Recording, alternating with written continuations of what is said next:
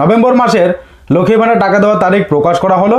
মহিলাদের ব্যাংকে মাসিক কিস্তি টাকা জমা দেওয়ার নারী ও সমাজ কল্যাণ দপ্তরের নির্দেশে এ মাসে টাকা ছাড়ার প্রক্রিয়াও আগে শুরু করে দিয়েছে।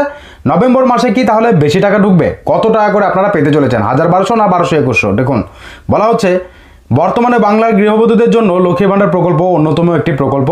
লক্ষ্মী ভাণ্ডার এই নভেম্বর মাসে তপশিলি জাতি উপজাতি মহিলারা 1200 টাকা করে এবং সাধারণ শ্রেণীর মহিলারা 1000 টাকা করে পাবেন, নাকি 1800 ও 2100 টাকা করে তারা পাবে। নভেম্বর মাসে দিয়েছে সুখবর, যা হলো অনেক কয়েকবার লক্ষ্মী ভাণ্ডার আবেদন করেও টাকা পাচ্ছেন না। সে সকল মহিলাদের নভেম্বর মাস থেকে টাকা দেওয়া শুরু হচ্ছে বলেই সরকারি মাধ্যমে খবর। তবে টাকা ব্যাংকে জমা পড়তে কিছুটা দেরি হতে পারে।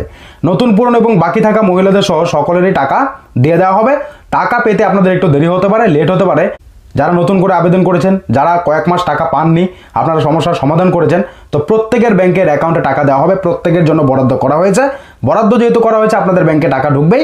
এই নভেম্বর মাসে প্রথম ধাপে মহিলাদের 3 নভেম্বর থেকে 5 নভেম্বরের মধ্যে টাকা পেয়ে যাবেন বলে জানিয়েছেন সরকারি আধিকারিকরা। ঠিক আছে, আজ 1 তারিখ, আজই কিন্তু পরিষ্কারভাবে জানিয়ে দিয়েছে 3 নভেম্বর থেকে আপনাদের ব্যাংকের অ্যাকাউন্টে 5 নভেম্বরের মধ্যে টাকা ক্রেডিট হয়ে যাবে। তো যেভাবে অফিস থেকে বলা হয় সেভাবেই কিন্তু আপনাদের ব্যাংকের অ্যাকাউন্টে সেই তারিখেই টাকা ক্রেডিট হয়ে যায়। আমি কিন্তু আপনাদেরকে সবার আগে জানিয়ে দিই। তো এক্ষেত্রে যে সমস্ত মহিলারা নিয়মিত মাসিক বরাদ্দ অর্থ পাচ্ছেন এবং ব্যাংকের অ্যাকাউন্টে কোনো সমস্যা যাদের নেই, তারা টাকা পেয়ে যাবেন। অন্যথায় বাকিরা টাকা পাবেন না, আগে টাকা পেল। যদি ব্যাংকের অ্যাকাউন্টে কোনো সমস্যা দেখা দেয়, তো সেক্ষেত্রে কিন্তু ব্যাংকে টাকা পাওয়া হবে না। যেমনভাবে গত মাসেও প্রচুর মহিলা টাকা পায়নি, এর আগের মাসে কিন্তু তারা টাকা পেয়েছে। তো এক্ষেত্রে আপনার ব্যাংকের অ্যাকাউন্টে সমস্ত কিছু ঠিক আছে কিনা চেক করে অবশ্যই কমেন্ট বক্সে কমেন্ট করে